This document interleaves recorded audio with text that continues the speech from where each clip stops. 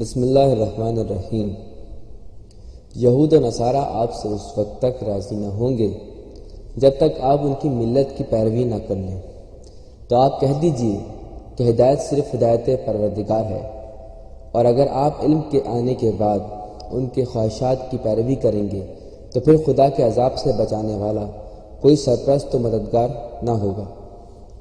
اور یہودیوں و عیسائیوں نے یہ کہنا شروع کر دیا ہے کہ ہم اللہ کے فرزند اور اس کے دوست ہیں، تو پیغمبر آپ کہہ دیجئے کہ پھر خدا تم پر تمہارے گناہوں کی بنا پر عذاب کیوں کرتا ہے، بلکہ تم اس کی مخلوقات میں سے بشر ہو، اور جس کو چاہتا ہے بخش دیتا ہے اور جس پر چاہتا ہے عذاب کرتا ہے، اور اس کے لیے زمین و آسمان اور ان کے درمیان کی کل کائنات ہے، اور اس کی طرف سب کی بازگشت ہے۔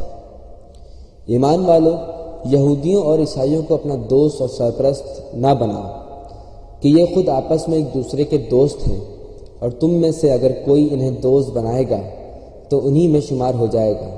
بے شک اللہ ظالم قوم کی ہدایت نہیں کرتا۔ اور یہودی کہتے ہیں کہ اللہ کے ہاتھ بندھے ہوئے ہیں، جبکہ اصل میں انہی کے ہاتھ بندھے ہوئے ہیں، اور یہ اپنے قول کی بنا پر ملعون ہیں۔ اور خدا کے دونوں ہاتھ کھلے ہوئے ہیں، اور وہ جس طرح چاہتا ہے خرچ کرتا ہے، اور جو کچھ آپ پر پروردگار کی طرف سے نازل ہوا ہے اس کا انکار ان میں سے بہت سو کے کفر اور ان کی سرکشی کو بڑھا دے گا، اور ہم نے ان کے درمیان قیامت تک کے لیے عداوت اور بغض پیدا کر دیا ہے کہ جب بھی جنگ کی آگ بھڑکانا چاہیں گے خدا بجھا دے گا، اور یہ زمین میں فساد کی کوشش کر رہے ہیں، اور خدا مفسدوں کو دوست نہیں رکھتا۔ صاحبان ایمان سے سب سے زیادہ عداوت رکھنے والے یہودی اور مشرک ہیں، اور ان کی محبت سے سب سے زیادہ قریب وہ لوگ جو کہتے ہیں یہ اس لیے ہے کہ ان میں بہت سے عالم اور راہب پائے جاتے ہیں، اور یہ متکبر اور برائی کرنے والے نہیں ہیں۔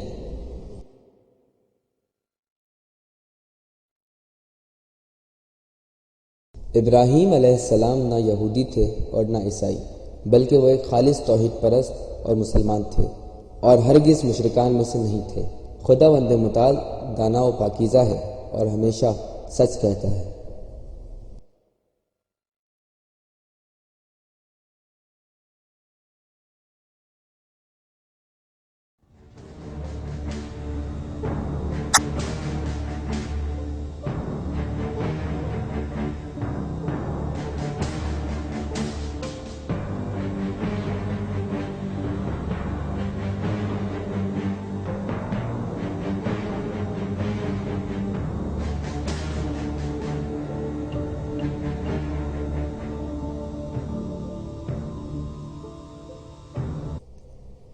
بسم اللہ الرحمن الرحیم۔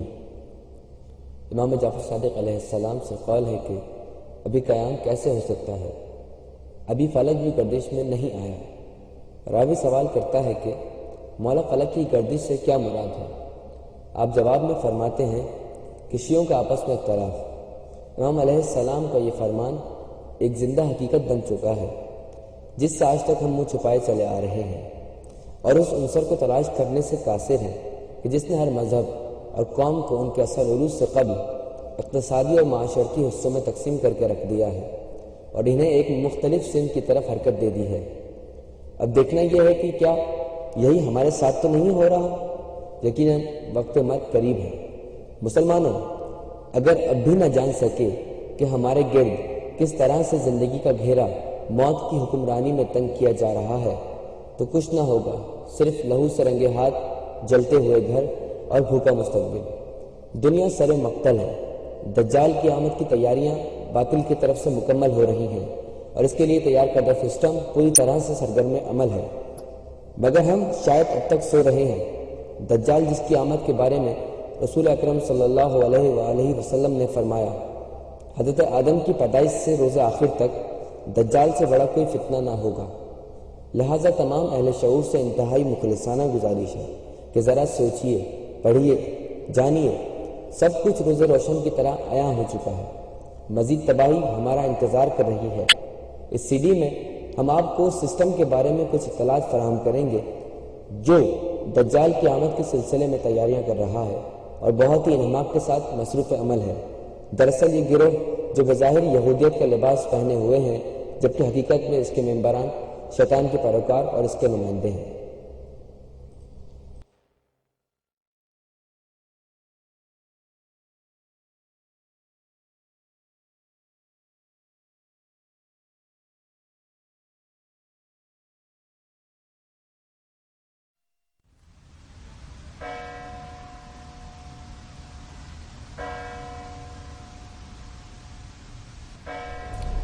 پوری دنیا میں تقریباً 60 لاکھ لوگ موجود ہیں جو خود کو فری میسن کہتے ہیں اور یہ بھی سمجھتے ہیں کہ وہ حق بات پر ہیں۔ در حقیقت یہ لوگ حق سے ڈرتے ہیں۔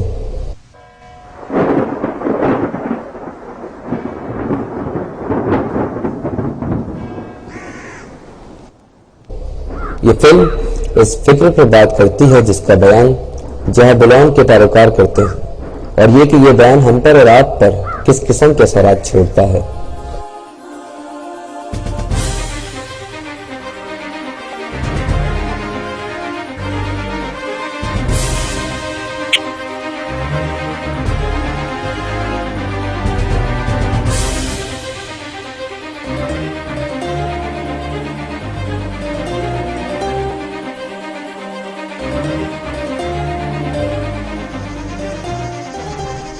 چودہ سو 46 میں ولیم نے روزلینڈ کے گرجا گھر کی تعمیر شروع کی۔ یہ گرجا گھر روزلینڈ نامی ایک گاؤں میں تھا جو ایڈنبرگ کے جنوب میں واقع ہے۔ یہ گرجا گھر در حقیقت ایک صہیونی عبادت گاہ تھی۔ یہ عبادت گاہ اس سے قبل نائٹ ٹیمپلرز کا ہیڈ کوارٹر تھا۔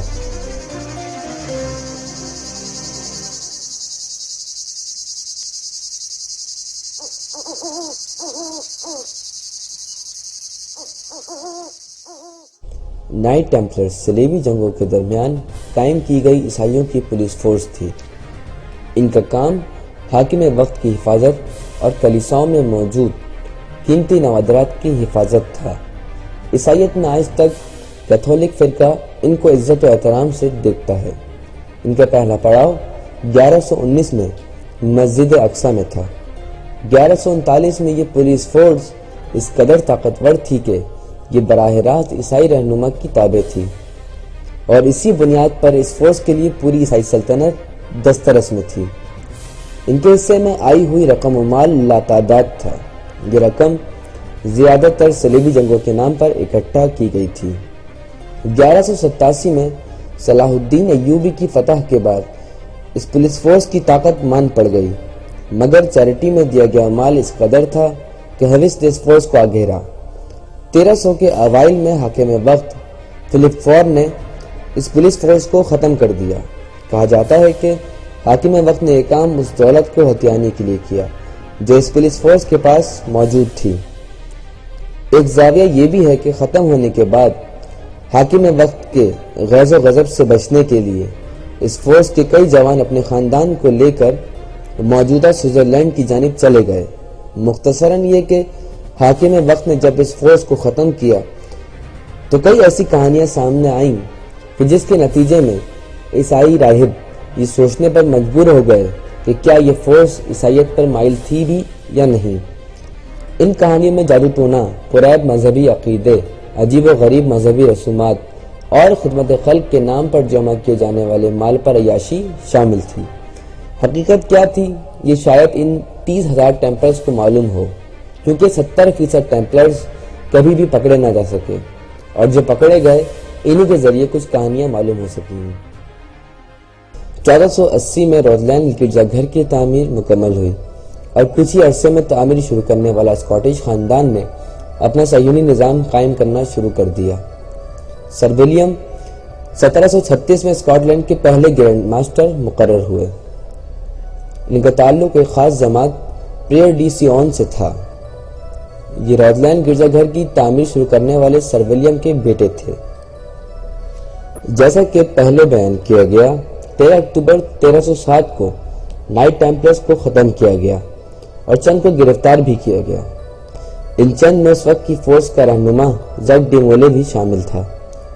زک ڈی مولے کو عمر قید کی سزا سنائی گئی، مگر اس کو مارچ 1214 میں 18 تاریخ کو سینٹ لوئس میں نوٹر ڈیم کے پاس زندہ جلا دیا گیا۔